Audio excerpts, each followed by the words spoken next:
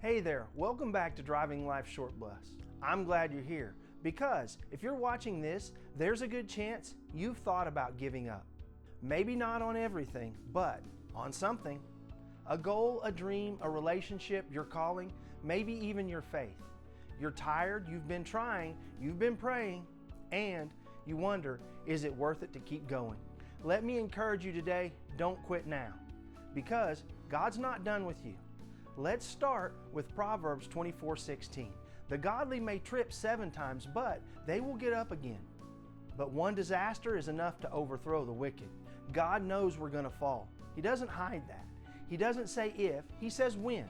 But here's the difference. The godly, the ones who trust in God, they get back up.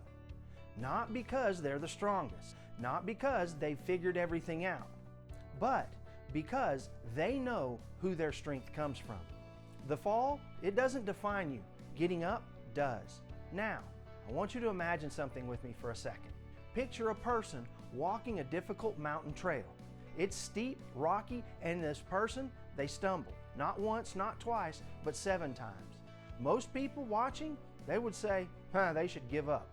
But they keep getting up again and again and again, because they know what's waiting at the top. What if you're that person and God, He's cheering you on? Proverbs 16:3 gives us the next piece. Commit your work to the Lord and your plans will be established. You know what that means? It means you don't have to carry this alone. When you give your plans to God, when you purpose to do things God's way, when you say, Lord, this is yours. My work, my family, my future, my calling, it's yours. You allow Him to step in and do what only He can do. You don't have to understand the process to trust the one who designed it. So let's keep going. One of my favorite scriptures on this topic is Galatians 6:9. Let us not grow weary in doing good, for in due season we will reap if we do not give up. There's that phrase, if we do not give up. You ever plant something and want it to grow the next day? We live in a world that wants instant results. But with spiritual growth, the reward is often slow and silent before it's ever seen.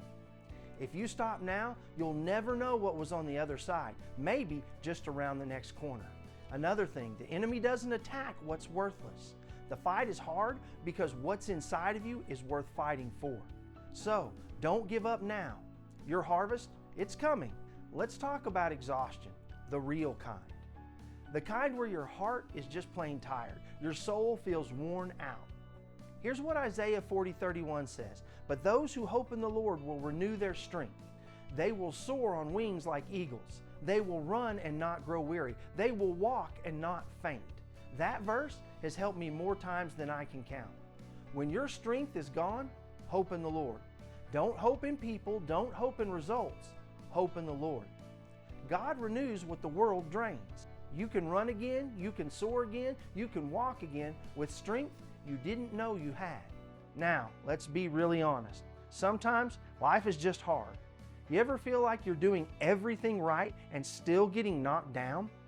The Apostle Paul understood that feeling. In 2 Corinthians 4:8-9, he says, "We are pressed on every side by trouble, but we are not crushed and broken. We are perplexed, but we don't give up and quit. We are hunted down, but God never abandons us. We get knocked down, but we get back up again and keep going." That's the reality of faith. You can be under pressure and still uncrushed. You can be confused and still grounded in the Lord. You can be knocked down and still get back up. Paul didn't sugarcoat the struggle, but he never let the struggle steal his hope. Here's the final verse I want to share today. James 1:12 says, "Blessed is the one who perseveres under trial, because, having stood the test, that person will receive the crown of life that the Lord has promised to those who love Him." You're not just surviving this season. You're being refined through it. You're pressing towards something eternal. The crown of life isn't just a heavenly reward. It's the spiritual victory of knowing I didn't give up when I could have.